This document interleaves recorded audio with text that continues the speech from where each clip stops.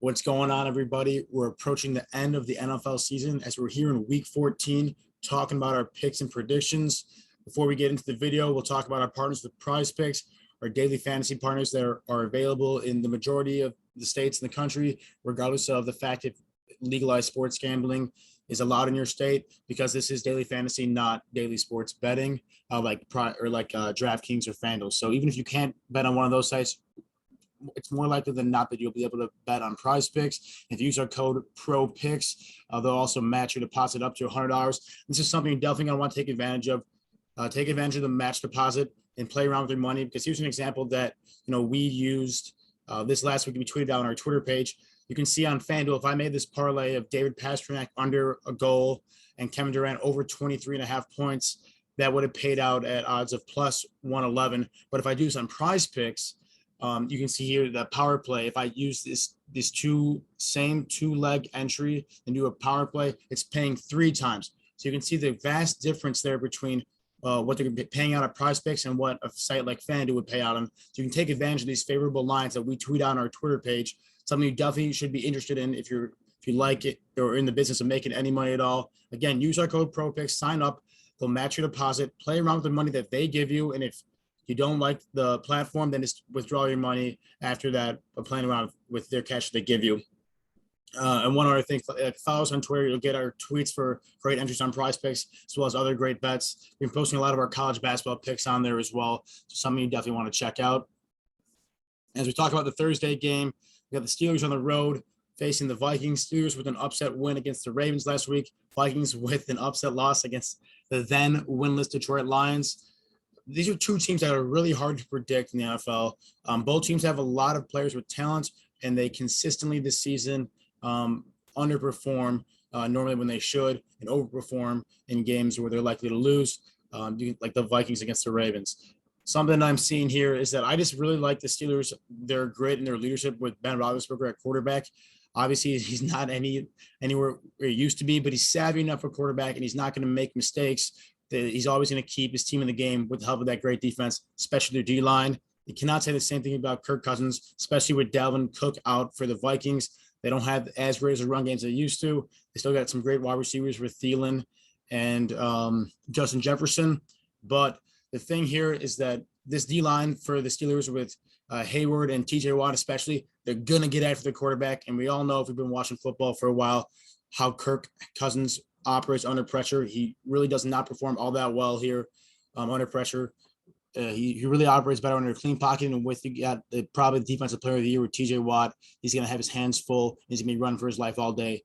So because of those points, I think if I had to lean one way, I like the Steelers +3. It's going to be a really close game, and I wouldn't be surprised to see a Vikings bounce back win, but that's why I'm thinking Steelers +3 here. This box in blue, that's denoting that I'm not too confident on it. Don't have a ton of conviction. You'll see later. I got red boxes for the games I feel a lot better at. But I think the Steelers are good, like they did against the Ravens. They're going to compete. They're going to rush the quarterback and play sound football. And this Vikings defense is just awful. They're going to rely on Najee Harris and the Steelers O-line to control the clock and control the ball all game. It's going to be a close game that I think the Steelers, with their veteran quarterback and solid defense, take. Here's a game that I have a lot more conviction of, with the divisional matchup at Arrowhead with the Raiders, who have been in a slump lately without their star tight end, Darren Waller, taking on the Chiefs, who have been red hot since starting the year very sluggishly. I really like the Chiefs to cover 9.5. Of course, they're going to win this game. They're one of the hottest teams in football right now. I really think they're going to blow out the Raiders here. And for the big fact that the Raiders have just not looked the same without Darren Waller, who's the go-to guy. They really spread the field out with his big frame and athletic build. Now their really number one option is Hunter Renfrow, who's great out of the slot, but he's not a number one option at receiver for this team. So they're really trying to find their identity without their star playmaker, Waller. The Chiefs, they figured it out pretty much on offense. Patrick Mahomes has been not turning the ball over as much as he used to. Most of the interceptions he's had this year anyways are at the fault of the receivers with the balls that he threw out going off their hands. But a big thing for the Chiefs, too, is that Steve Spagnuolo defense has really figured it out. I said this in my video yesterday for Survivor. The Chiefs every year seem to start out a little bit sluggish on defense. And, Steve Spagnuolo, it's his job as D coordinator to figure out what personnel he has and to design his schemes to suit his players. That obviously takes a little bit of time to figure that out throughout the season. It seems like now in the second half of the season in the NFL that he's really figured it out. And that defense, now that they're healthy with guys like Frank Clark, Chris Jones back in that D line, Tyrann Mathieu playing great in the secondary, in the solid linebackers that can also play coverage football. They're really flying around the football field. I don't think the Raiders are going to be able to put up many points this game without Waller, like I said. And I think the Chiefs are going to see no end to how good they're playing football recently. I think they're going to steamroll the Raiders in this game. Here's a game with the Saints, who didn't look very good in Taysom Hill's first start against the Cowboys, coming off a long week playing Thursday Night Football, taking on the Jets, who haven't looked good all year and haven't looked good in many years. I really don't know too much about this game. I don't have too much to say about this game because of the fact that there's so many question marks around Taysom Hill. You know, he threw 4 interceptions against the Cowboys, who do have a pretty solid defense, but you're not going to win very many football games when you're losing the turnover battle by that much.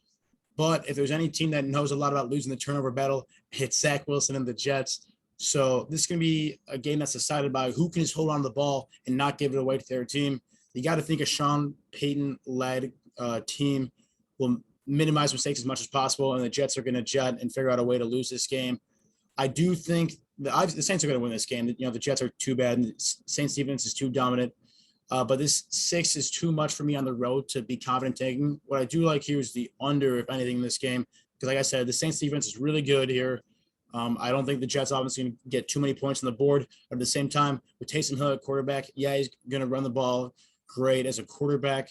But that throwing ability is just not there. He's not a top 32 passing quarterback in the league. The reason he's got a spot in the NFL is his physicality, his athleticism, running the ball at quarterback. Saints are going to win this game. I don't see a lot of either of these teams, especially not the Jets, putting up a lot of points. But something to keep an eye on this game is how Taysom Hill can pass the ball in down and distance situations. Another divisional matchup with the team favored by close to 10 points here. 2 scores. We got Jaguars, who look terrible lately, playing the Titans, coming off a bye. 8-4, one of the best records in football, especially in the AFC. Looking to have a bounce back after sliding a little bit after starting, I think 8-2, maybe 7-2. I think here, I love Mike Vrabel, any Mike Vrabel-led coach team. Coming off a bye week 2, giving him a lot of extra time to plan against a division rival who they know very well and who has looked very lackluster recently. I like the Titans a lot here. They're going to, like the Chiefs, they're going to steamroll their divisional opponent here. I love what this offense can do when they give them a lot of time and to prepare, but also just get a little bit healthier. This Titans team has been, battling injuries in the entire season, and this one extra week off is really going to help them rejuvenate and come ready to play. One team that hasn't looked like they're ready to play in just about any game this year is the Jaguars. I think they're going to have a pretty hard time doing anything besides run the football here. Trevor Lawrence and that offense was really stagnant, not able to get much going. I think Titans are going to establish the run game pretty early, do what they do, then work the play action with Tannehill and their receivers and put up points regardless of the personnel on the field, just because it's such a very good coach team, very well coached team. And I think the Jaguars are really going to struggle to put up points here. The Titans I could see struggling to put up points a little bit, but like I said, that bye week helps them so much. They've been scheming and game planning for this Jaguars team. I'm sure they're going to pull out a bunch of great plays out of their pocket and take it to the Jaguars here. I was a little bit surprised to see the spread come out when, the Ravens, while they are on the road facing the Browns in a great tight divisional matchup here. I originally was leaning the Ravens way, and then I thought, whenever I think one way about a team and the line's completely different than what I expected, like I thought the Ravens might be the slight favorite this game, that makes me reevaluate and dig a little bit deeper. The Ravens really haven't been able to get a lot of run game going, Lamar or a pass game for that matter, especially with Lamar throwing interceptions. Teams are starting to just do QB contain and make him sit in the pocket and throw the football, and that's not what he's comfortable doing, and that's not what he's great at doing. Also, I just found out that Marlon Humphreys, to start cornerback for the Ravens, is out. That's going to be big for the Browns offense. Anything in the pass game. The really reason I like the Browns here slightly is because of the fact that their run game, their O-line is so strong. Nick Chubb is just one of, if not the best running backs in football, especially in terms of breaking tackles and playing bully running back football. I think the fact that Marlon Humphreys not being on that team hurts because they've already lost their 2 starting quarterbacks now with Humphreys and Marcus Peters, 2 of the premier quarterbacks in the league.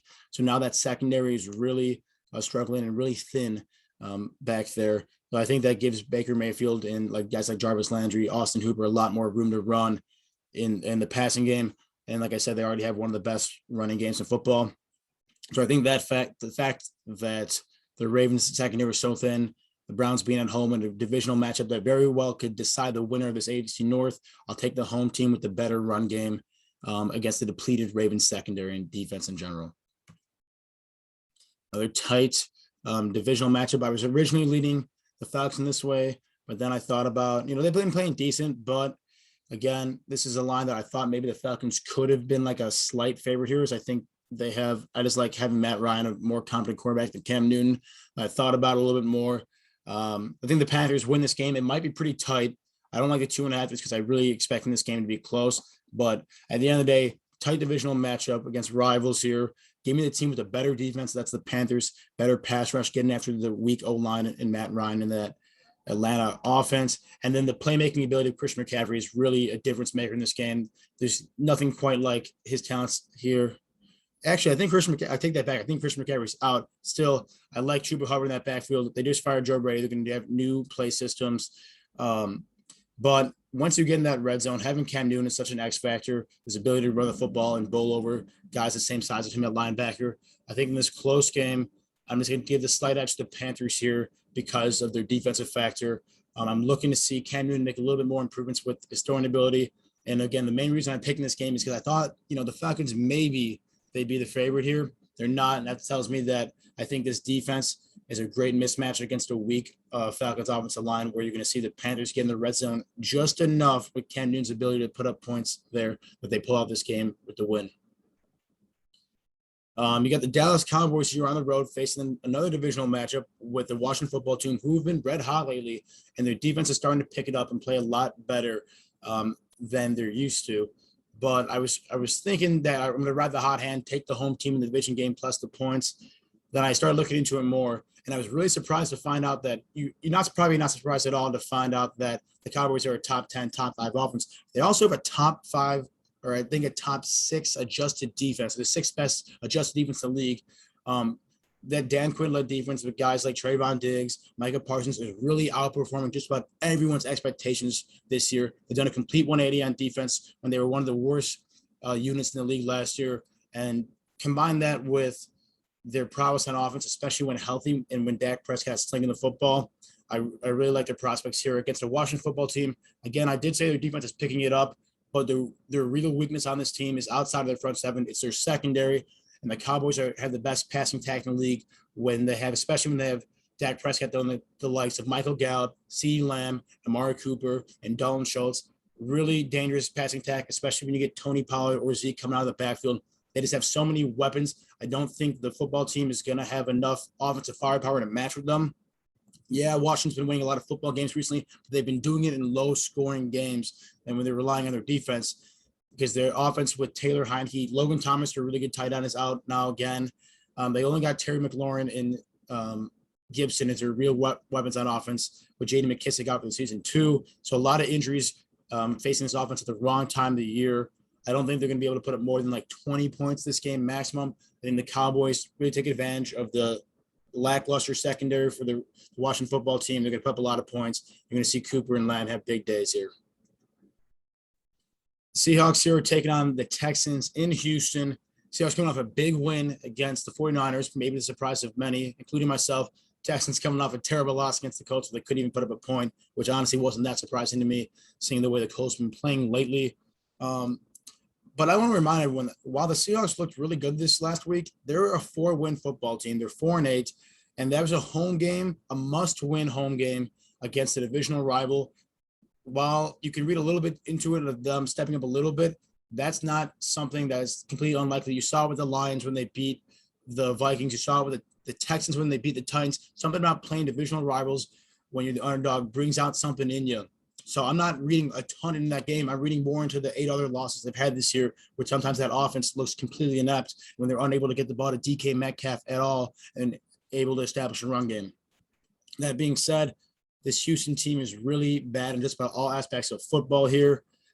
This is a team that really doesn't have too much going for them. They have Tyrod Taylor, who can maybe extend the play a little bit with his feet, get the ball to Brandon Cooks every now and then. But this defense is flat out terrible and really undersized too. What I do like here is the over. I don't like the Seahawks. Like I said, this is a well below 500 football team. getting 7.5 points on the road. I don't like that. I do like them to win this game, so I think they're just a much better team than the Texans, as most people in the NFL are. But I think Russ and the Seahawks start to cook a little bit more. That offense is going to put up points, and the Texans will have just enough gas in the tank to put up a few points to hit this over, as this Seahawks defense really isn't all that solid, especially in their front seven, letting up a lot of rush per carry here. So while the Seahawks win this game, I like the over probably barely in this game. The Seahawks put up enough points on offense to get enough big plays out of Russ, Metcalf, and Lockett where they hit this over and win the game. Lions on the road coming off a huge win for the franchise, getting their first win of the season after 13 weeks, facing the Broncos, who had a loss against the Chiefs, what I'm not surprised about. But what I am surprised about is how little points they let up against the Chiefs, which I think is a takeaway win if you can do that at all in the NFL here. Like I said, I'm not reading into the one-win game, the Lions, when they're at home playing a divisional rival with their backs against the wall, looking for a win so desperately for their new head coach. I really don't care that much about it. That's an anomaly game. This Broncos team is solid, especially in the run game. With the emergence now of Javonte Williams, they're finally freed him up. I really like him. He's one of the best running backs in the league at forcing missed tackles, and they got a solid wide receiving core along with a pretty good tight end and Noah Fant.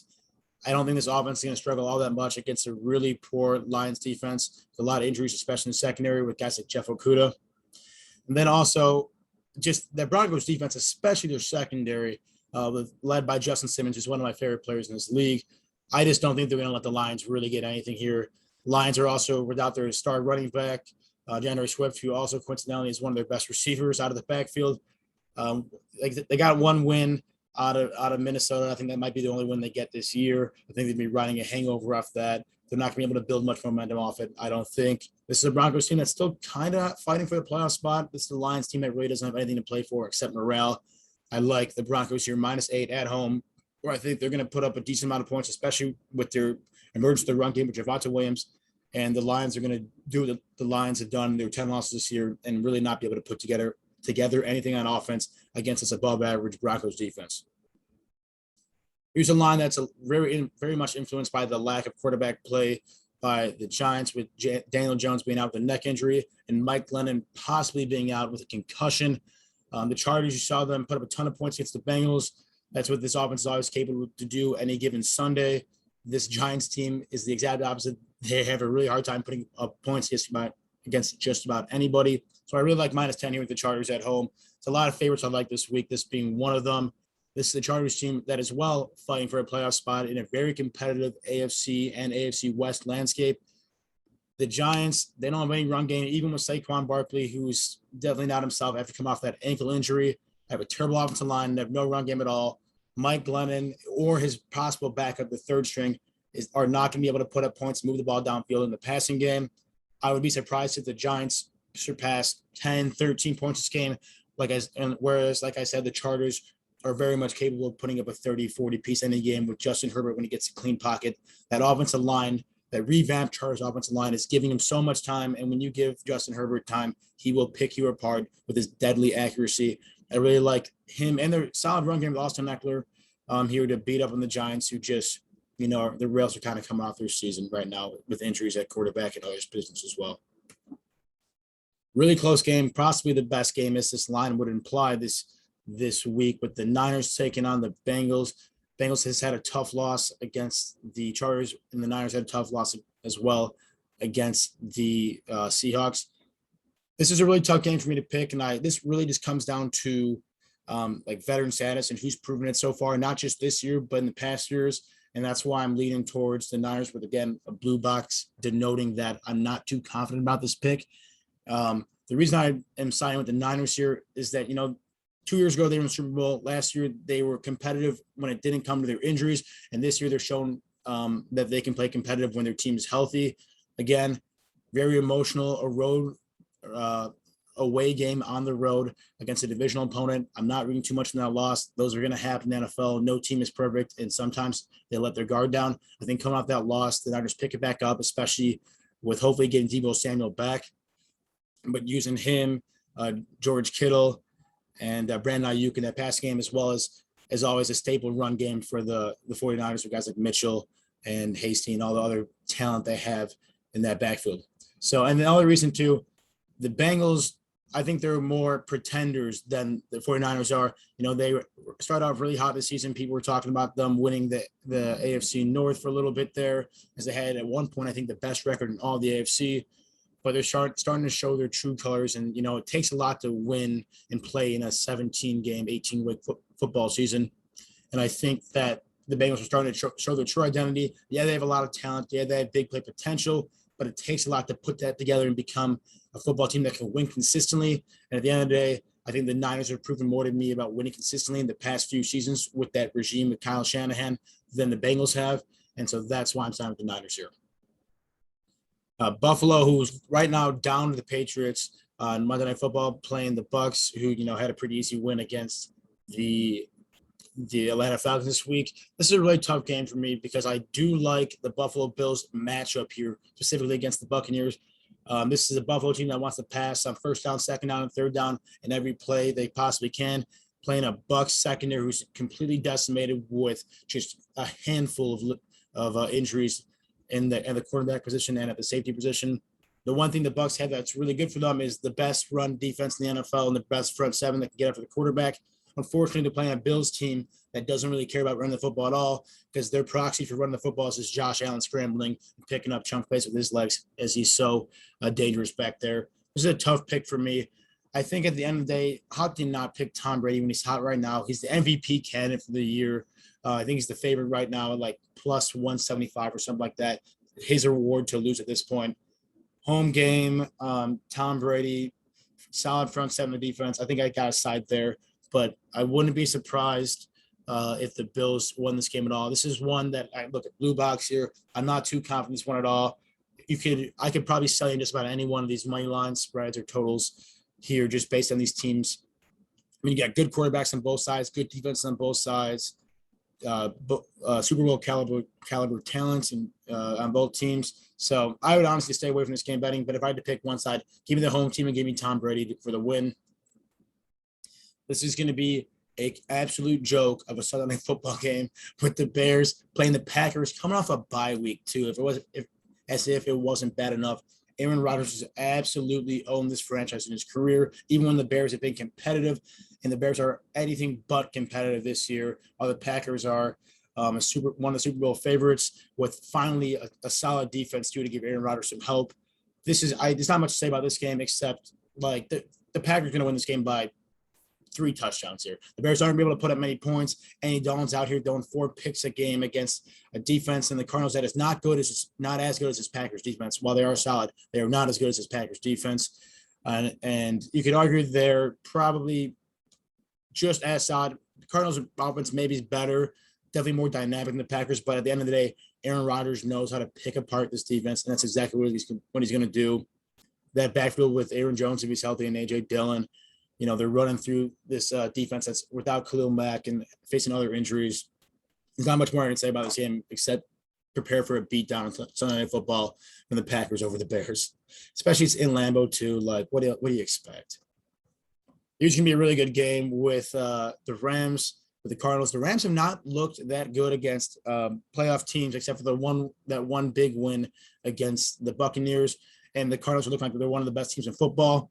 However, this is basically a must-win game for the Rams. An improve-it game for the Rams on the road against a divisional opponent with the best team in the NFC right now record-wise. So I think I'm going to have to side with the Rams +3 here. It's not because I think the Rams are a better football team than the Cardinals. I don't believe that. Right now, the Cardinals are playing great football. This is a situational game, like I said, where the Rams, this is backs against the wall.